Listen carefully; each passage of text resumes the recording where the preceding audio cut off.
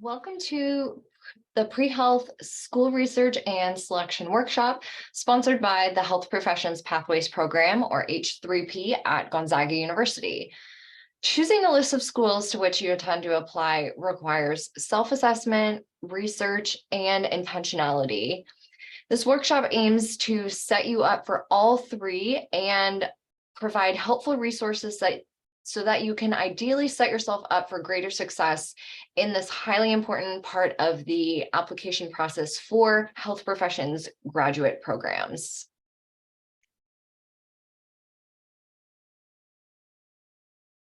So while some fields do have higher acceptance rates, when we are talking about especially the most competitive schools, medical schools, PA schools in particular, the overall acceptance rate for admissions is only about 40%.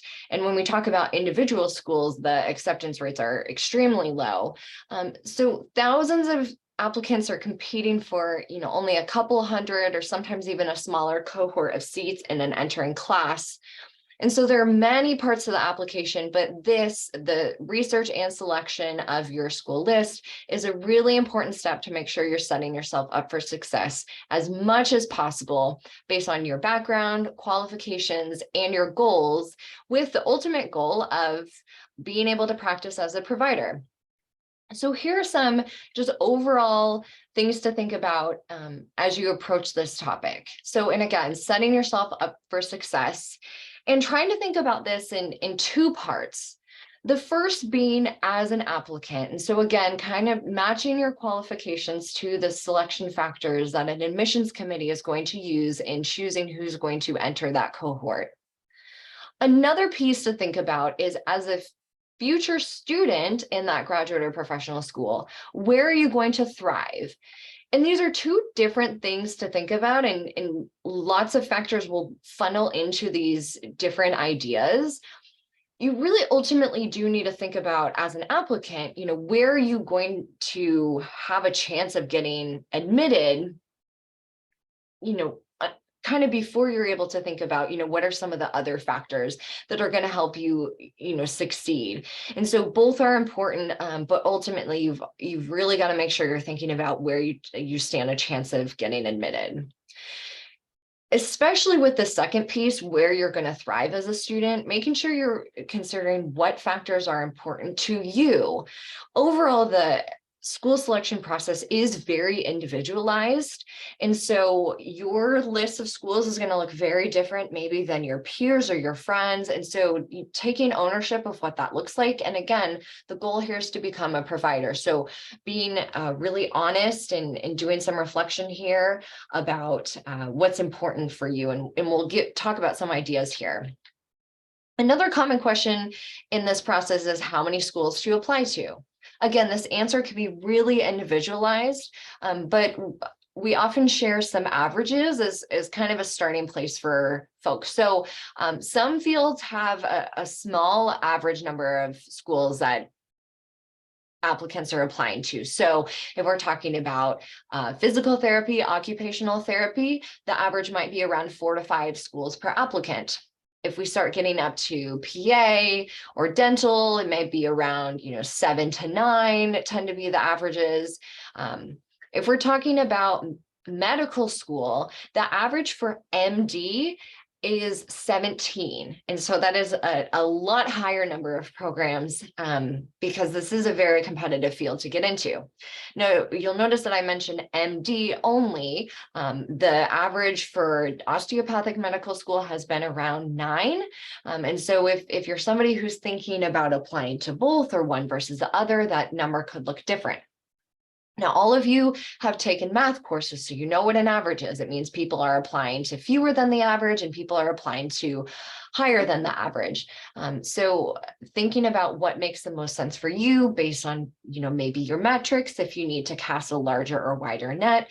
But again, sharing this information, if it's helpful to know at least kind of a ballpark on what might be an average or typical based on your field. So what are some of the things that you should be looking for in terms of criteria or values or attributes, those things that might be important to you? There is a whole list, and some of these might look similar to what you thought about when you were considering where to apply for undergrad. So if that's a helpful starting place for you, go ahead and think back to what that process looked like. However, there are definitely some more unique considerations for health professions graduate programs. And again, this is going to look different for everyone. Some things on this list might be more or less important to you, or might not even apply at all. I would also say it can be helpful to think about some of these criteria before you even start tackling the school research, so you can think about whether a school fits your needs and or whether you're a good match for their qualifications. And so again, doing some self-assessment, trying to brainstorm a list before you start looking at, potentially hundreds of schools, and really starting to narrow that down. But here are some ideas. So thinking about a school's mission, some are going to seem very broad, and some might seem very, very similar. But as you start to dive into these, you might notice that some have very unique mission statements. Thinking about the competitiveness of the admission process. So things like metrics, so GPA and MCAT scores or other standardized admission tests. The co-curriculars that can include observation hours, patient care hours, if they're looking for a particular, hands-on experience, if they have profiles of what service opportunities look like, or research background.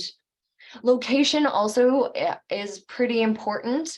We'll talk about that here in a minute, but often that ties to state residency, but also what might be important to you in terms of the setting. So are you somebody that would really thrive in a more urban or a more rural environment, in terms of if that's familiar to you or something that you want to experience? What type of opportunities does that provide for activities? For example, are you somebody who really enjoys the outdoors? What type of offerings does that have? Seasons of the year? Also thinking about ties to support network. So are you somebody that really needs to be connected to family or other types of support? Or are you needing or wanting to be a little bit more independent? Other factors might revolve around curriculum and the learning experience. So the learning style, are they really big into the flipped classroom model and case studies as a method of learning versus, standing up and lecturing in front of you? What do clinical rotations look like in terms of how early do you start those? How early do you start seeing patients? Are the clinical rotations located in the same place as where you're going to start school? Are you going to be moving around a lot? If you move around a lot, are there resources available to you that are going to help you find new places to live? Specialization. For most of these fields, you do not have to have a sense of what type of specialty you want to go into.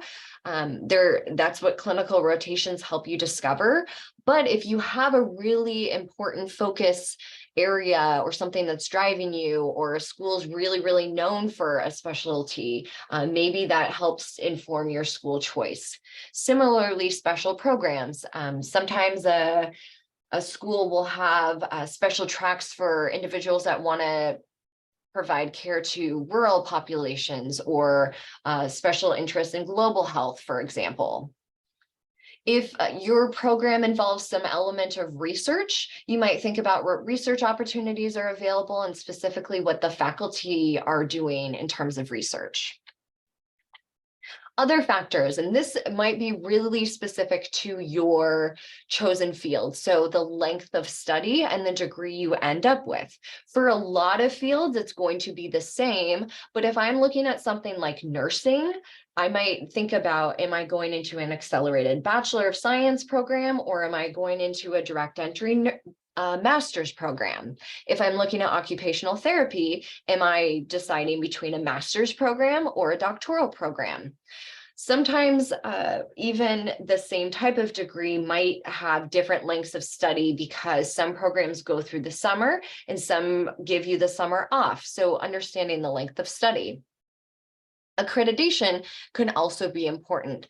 Accreditation is what ensures that the education provided meets acceptable levels of quality. And so there is, sometimes schools will be in a provisional accreditation status if they're a new program. Sometimes schools might be put on probation if there's something that is kind of questionable about the quality of their education. And so this can affect things like your ability to, apply for federal financial aid versus private financial aid. It can also affect ability to sit for standardized the board or licensing exams. So this is something if your school, depending on the accreditation status, might be something to ask questions about. Then there's the financial piece. So what does tuition look like?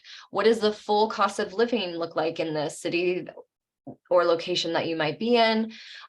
Financial aid is extremely limited at the graduate and professional school level, but is a school able to offer that?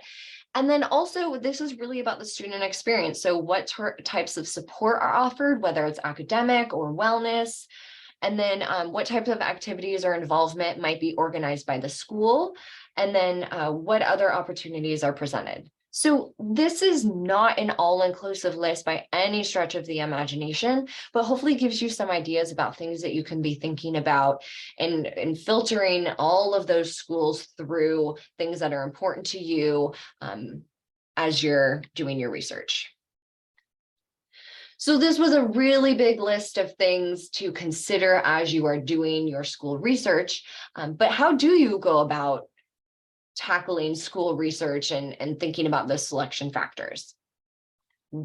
One great way to do this is through professional organizations and databases. There are many fields that have an actual database that will include a lot of these details. It also will provide information about prerequisite courses, letters of rec requirements, observation hour requirements. So if you're not already utilizing the resources, highly encourage you to do so. Most of these, again, have database information. A couple of them are more directories. So the nursing directory and the occupational therapy are truly just more of a jumping off point. So it will tell you what schools offer programs, and you'll need to go to individual school websites to find more information. Individual schools can also provide really solid information about what they offer and also what they're looking for in their candidates and in their eventual matriculants to their program. So mentioned websites, even though these databases that were on the previous slide are fantastic sources of information, would encourage you to confirm that information from those databases on the school website. Oftentimes, the school websites will also have additional information than what's provided on the databases. So use those resources in tandem. There are also fairs and expos that allow you to connect with a lot of schools all at once. And many of these are virtual. So it doesn't require you to travel physically to a location. Same with information sessions and presentations. If there's one thing that came out of the pandemic is that everybody really gained more confidence and ability to do things virtually. So look at schools' admission page and events and see if they're hosting opportunities to learn more. And oftentimes you can ask questions. Speaking of asking questions, it is absolutely okay and oftentimes encouraged to reach out to admission representatives if you would like more information. For example, let's say they have, a minimum GPA listed on their website, and you would like to know, maybe what an average GPA looks like. You could reach out and ask, what a standard profile looks like for admitted applicants, or maybe you have other questions about, what type of student organizations exist at a school, what type of support they might offer. Campus tours and an interview day, this is something that comes later in the process. And oftentimes they are sharing a lot of information about what resources are available, what the student experience is like. So this is a great way that, schools are often kind of selling what they have, but it comes later in the process. So would encourage you to do a lot of information up front and not wait for this, but use this as perhaps confirmation of the research you've already done. Another way to get information kind of maybe outside or in addition to those formal channels is from current professional and graduate students. So one way is to tap into your own network. So do you have former classmates or friends that are now enrolled in programs, and doing informational interviews with them? So asking questions about what their experience was like at that school, or maybe asking what their process was for choosing what schools to apply to. What are some of the things they thought of? What are some of the things that they wish they would have known, and can impart their wisdom onto you? Coming to panels is a great way to interact with students if you don't already know them. And then other ways to connect is, especially with Gonzaga alumni, is through Zags Connect, which is our mentoring platform, through LinkedIn, which is another great way to find alumni. This is LinkedIn as the professional social media platform, and potentially through direct connections with H3P. So Zags Connect was one of the resources mentioned. Again, this is Gonzaga's online networking and mentorship platform. It's a great way to build relationships, again, to find current grad students, also to find current providers as well, if you'd like to connect with them. So zagsconnect.gonzaga.edu. It's really easy to sign up. If you have questions, you can also reach out to H3P. Diving into some of the categories and factors and examples that were shared previous, wanted to give some examples of this research in action. And so one question to ask is, do I fit the school's mission?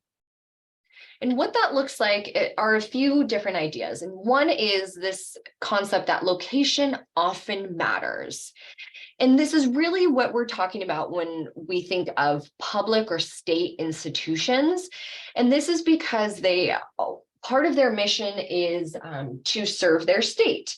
And so they're usually getting money, taxpayer money, to educate providers that are most likely to practice within their state or within their region. And so because of this, they tend to have an admission preference for applicants that have state residency or significant ties to their state. You might have heard some of these terms before. There are often reciprocity agreements as well. So if you've ever heard of WWAMI or WICHE, these are really great examples of programs out west where certain states maybe don't offer their own medical school, or they don't have their own pharmacy school. And so they have an agreement with neighboring states to hold a certain number of spots for those, for students or applicants from those states, and educate them. And so for WWAMI, that is the University of Washington's medical school program. And so that's an agreement to admit students from Washington, Wyoming, Alaska, Montana, and Idaho. The WICHE program is for many fields. It's for dentistry, medicine, OT, optometry, pharmacy, PT, PA, podiatry, and vet. And it's for many states out west: Alaska, Arizona, the Commonwealth of the Northern Mariana Islands, Colorado, Hawaii, Montana, Nevada, New Mexico, North Dakota, Utah, and Wyoming. And so if you're affiliated with any of those states and want to see if there are any reciprocity agreements, highly encourage you to look into those programs. And so again, there's strong preference typically with public or state institutions. In terms of the admission process, and an added benefit is that you typically get in-state tuition with a lot of these. So even though you might be a resident of Alaska, if you're at the University of Washington, paying in-state tuition. For these programs that have reciprocity agreements, or for those public and state institutions, there might be exceptions. They might consider out of state or out of region applicants based on connection to mission. for example, North Dakota has a medical school, and they are very dedicated to increasing the number of American Indian and Native Alaska physicians. And so if you are an applicant from that background, a federally recognized tribe, do not necessarily have to have a significant tie to the state of North Dakota to apply to that program. The University of North Carolina PA program recruits heavily from applicants from military backgrounds. That's a big part of their mission. And so really diving into a program's and mission statement and selection factors can help illuminate some opportunities to apply to those programs if you don't have significant ties, but you really need to understand the chances for admission. If we're looking at the University of Washington Med School, they do state that applicants from the WWAMI region who have ties to WWAMI and come from either economically or educationally disadvantaged backgrounds and or who have demonstrated a significant commitment to serving underserved populations will be considered. What I will tell you is that for the entry class of 2022, there was a 0.2% chance of acceptance for applicants that were from outside of the region, just based on the sheer number of people that were applying to the University of Washington that were from out of region and the number that they were able to accept. So if you are looking into programs, making sure that you really understand and take a really hard look at kind of their chances and your connection to mission.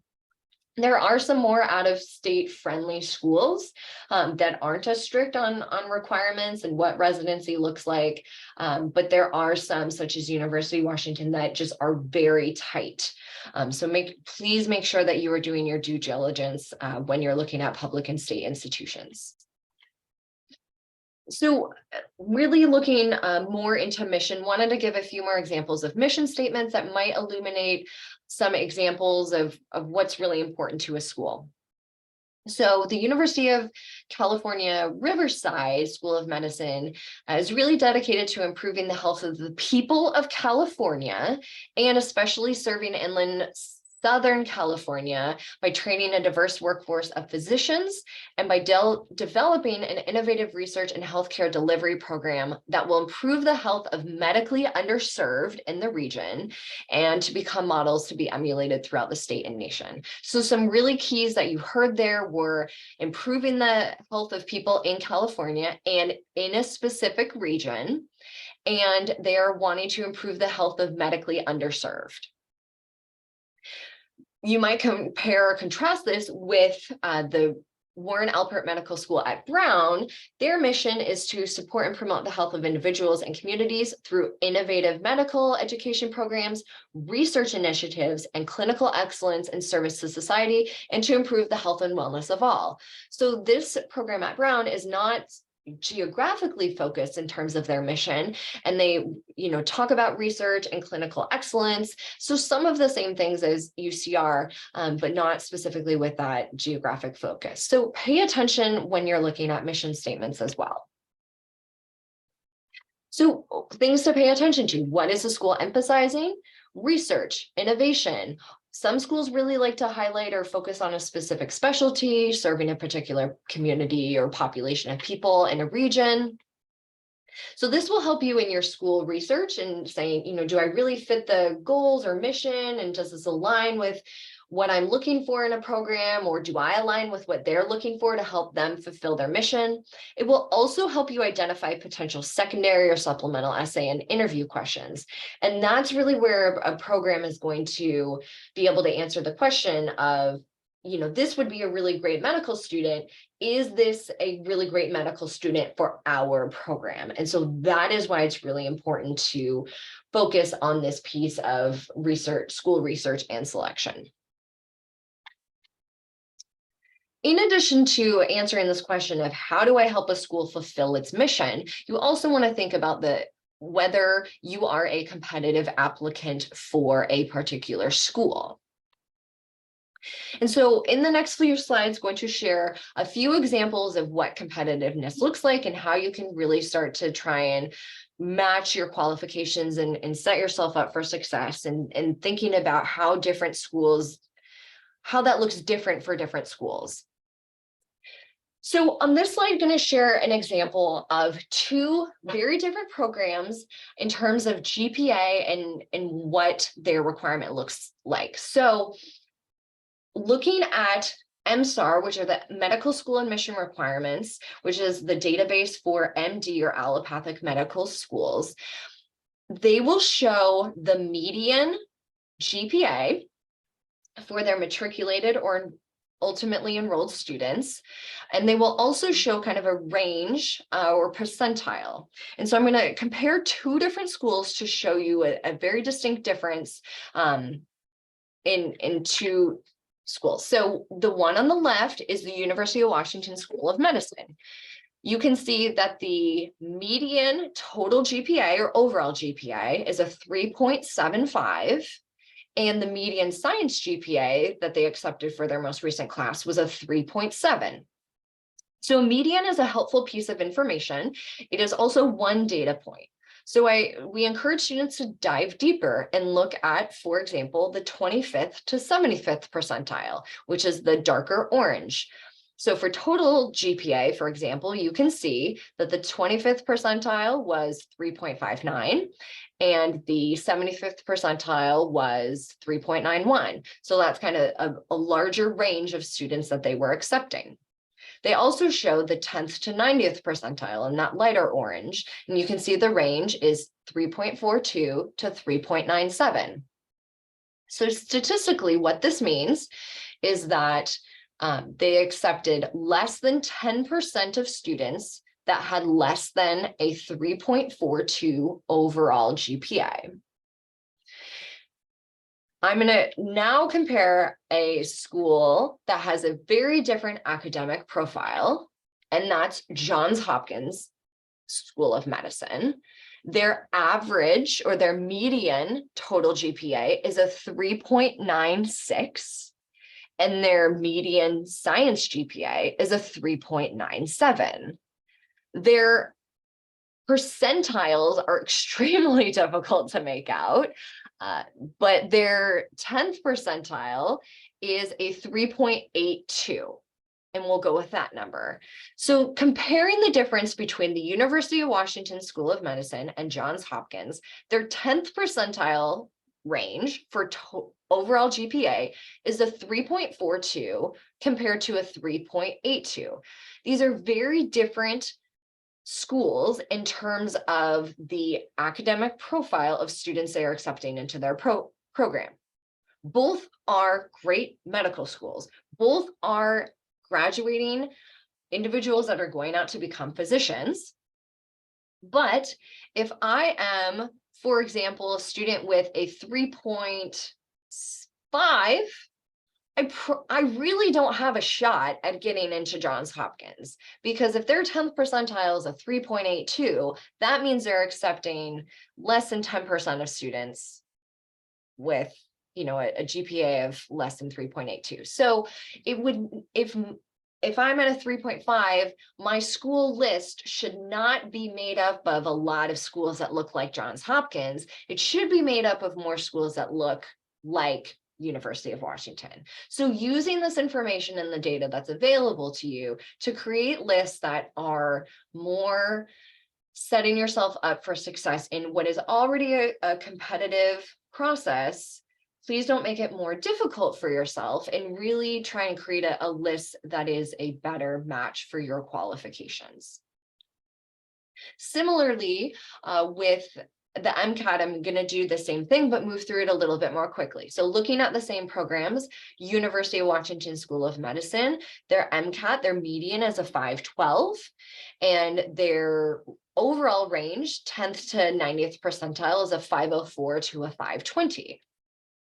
Johns Hopkins, their median MCAT score is a 522, which is not even on the chart for University of Washington. And their 10th to 90th percentile range is a 517 to a 26. So again, all schools are competitive, but if I am, for example, maybe studying at a 510 and all of my schools look like Johns Hopkins, again, probably not a strategic list that's setting me up for success in the process. So again, trying to use all of the information that's available. Hopefully more of my schools are in the 25th to 75th percentile range, maybe in that 10th to 90th percentile range, that they don't all feel like reaches.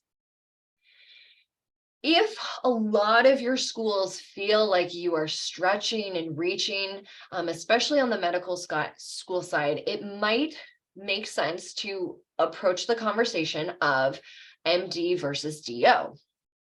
If you aren't yet familiar with this, MD is allopathic medicine and DO is osteopathic medicine. Both degrees offer a route to becoming a fully licensed physician. All graduates from these programs participate in the National Residency Matching Program for the specialty training that you'll go into. So for residencies, it's the same matching program. Osteopathic medicine kind of traditionally emphasizes a whole person approach to care. There are some slight differences in the curriculum and in the required licensing exam series. So DO students will have the option, and many do, to take the same exams that MD or allopathic students are taking. And there are differences in admission metrics. So currently, MD national averages are listed on the screen. They're across the board nationally about a 3.74 overall GPA, a 3.67 science GPA, and a 512 MCAT. Osteopathic national averages are remaining a bit lower. They are getting higher every year, but our most recent data that's available is a 3.54 overall GPA, 3.45 science GPA, and a 504 MCAT. So if you are, again,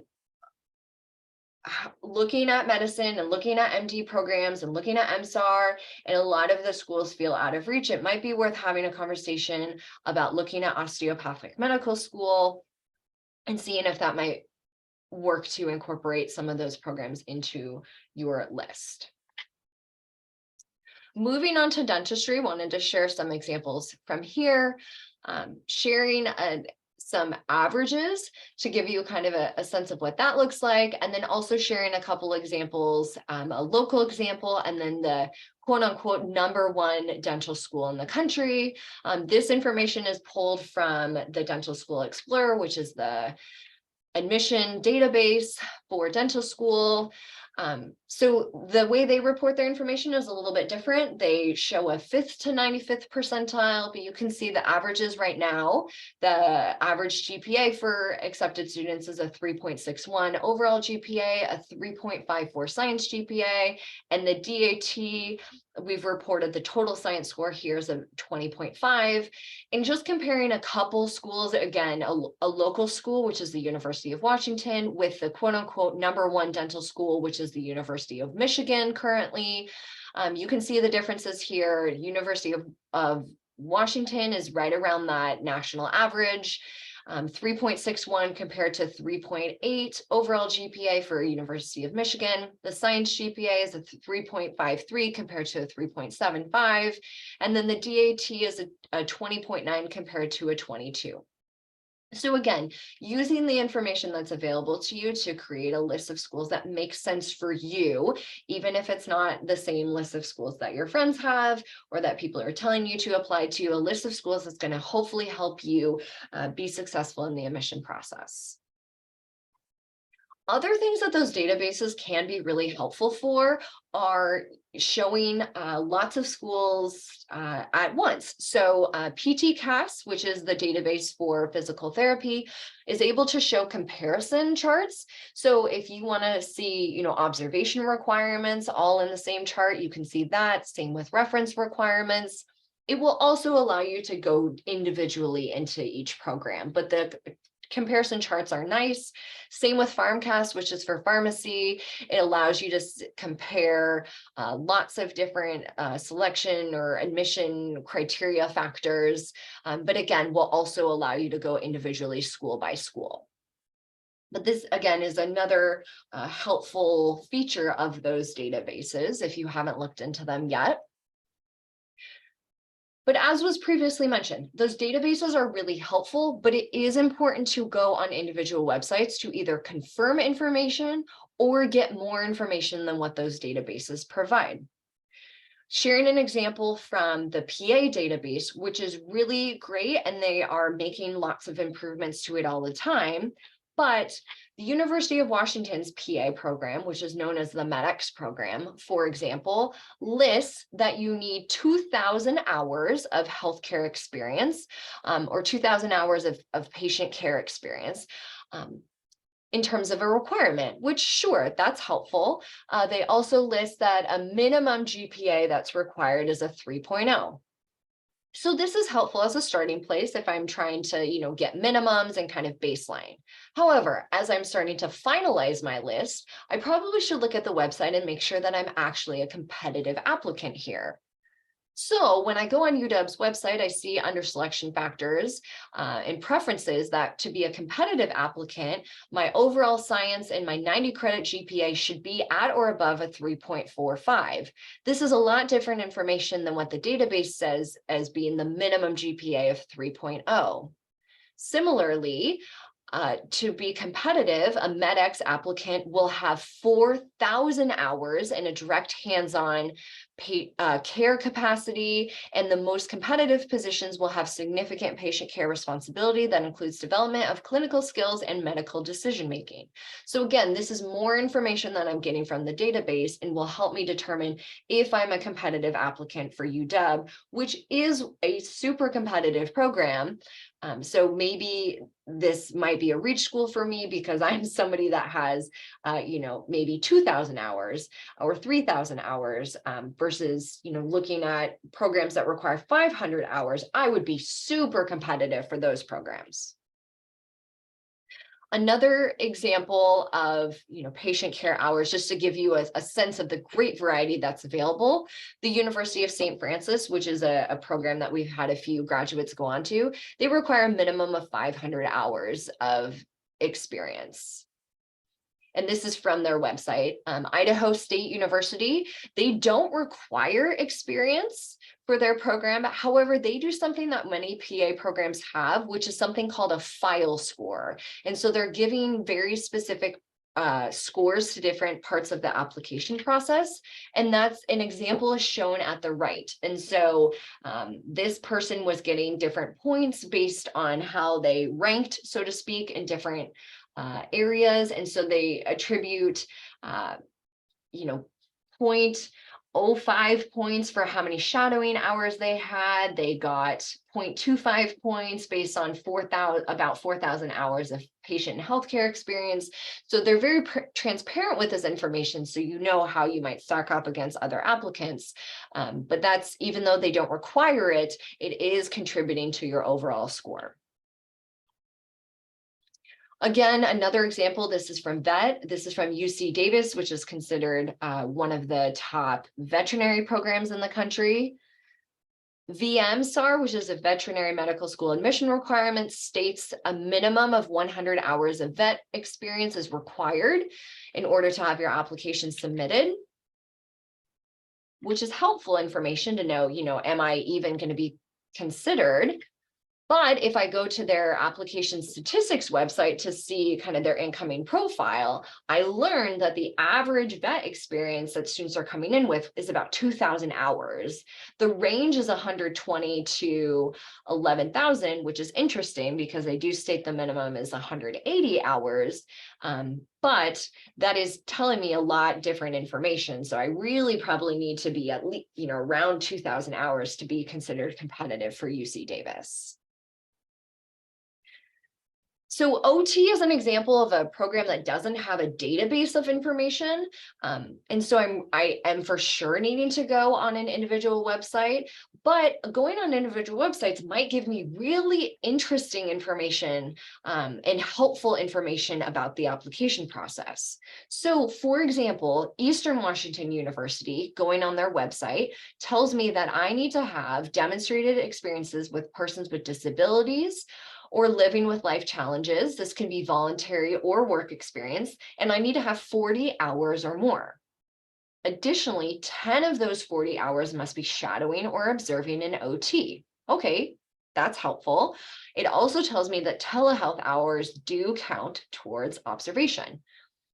It also tells me that I need to have a specific observation hours log that is Eastern Washington's own form that I need to upload to my OTCAS application. So going to the website gave me a lot of helpful information that I know before even opening the OTCAS application. So this is why it's really helpful to do a lot of research. The University of Puget Sound, which is another local program in Washington, tells me that I need to demonstrate experience with OT in my supplemental essay, but I don't need documentation of hours. So this contrasts with Eastern Washington. But interestingly, they are recognizing that due to the pandemic, it might not have been possible for me to complete OT observation in a clinical setting. So it's giving the option to do some alternative activities that I can describe in my essay, which might include interviewing an OT, exploring resources about OT, or interviewing a client or a caregiver of a client who's had OT. So again, doing my research is telling me about a lot of opportunities I might have to demonstrate my knowledge of what it means to be an OT. And so this might open up a school for me that I didn't know that I could apply to, even if I haven't had the formal shadowing or observation experience. We've talked about a lot of things in this session related to research and selecting schools and what that looks like for you and all of the important pieces on how to individualize this approach. So to wrap up, wanted to share a couple of resources and just some closing tips for success. One is making sure that you're organizing your research. There are so many things that you're going to learn about schools, and there are many steps to the application process. So making sure that you are organizing what you're learning is key to keeping everything straight. So this is just an example of how you might go about organizing your information, and certainly is not all inclusive, but spreadsheets tend to be really helpful. Often see students using this as a way to keep everything organized. So having, your selection factors or your notes kind of in the left-hand column, and then your schools in the subsequent columns. If you need to create different tabs within Excel or whatever you're using as a sheets,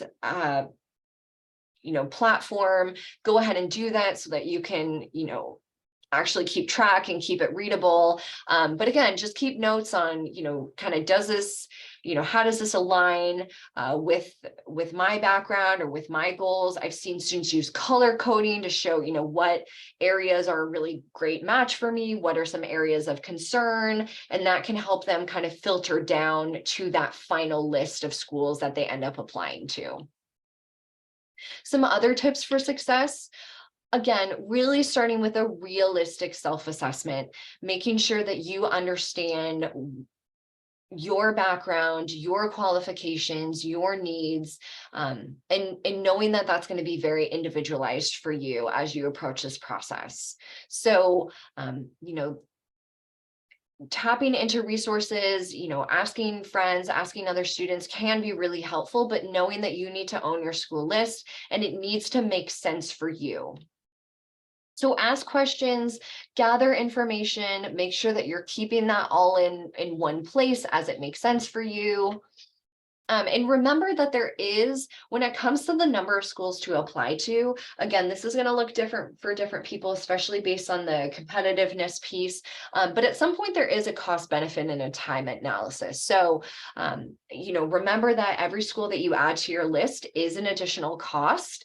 And it also is going to require, additional application essays. And so at some point, it might get to a point where you are just putting in way too much time and money to perhaps not helpful results. The same thing is true, if you're applying to a program that has, as a state school, and there is a, 0.2 chance that you're going to get accepted because you have no ties to that state, you might just be throwing away money. So be really intentional and smart about what this looks like. It is okay to have kind of a preference on your list. You might have a top school, you might have a top 5, you might have some schools kind of toward the bottom of that list that say that you're not as excited about. But every school on that list you should want to attend if you got accepted. You shouldn't have a school that you would decline an invitation to attend that program. So make sure that every school is a realistic option for you. Because remember, the ultimate goal is to become a provider, and all of these programs that you're applying to are going to allow you to do that. As a reminder, the professional organizations and databases are a really great place to start. Most of them are free. There are a couple that have a subscription fee, but it is probably at this stage a worthwhile investment. Again, the individual websites are a really great way to get the same information and also to confirm that information. But again, this is a really great place to start. Zags Ignite is our way to connect, or your way to connect with H3P. And if you have specific questions, if you really, tackled a list and have some questions about if it might make sense, or if you have some concerns, certainly available to go over feedback. This is the way to connect, gonzaga.edu/ZagsIgnite. And overall, the Health Professions Pathways program is available for current students and applicants, so those that might be in a gap year and applying in this cycle, to get support with the application process.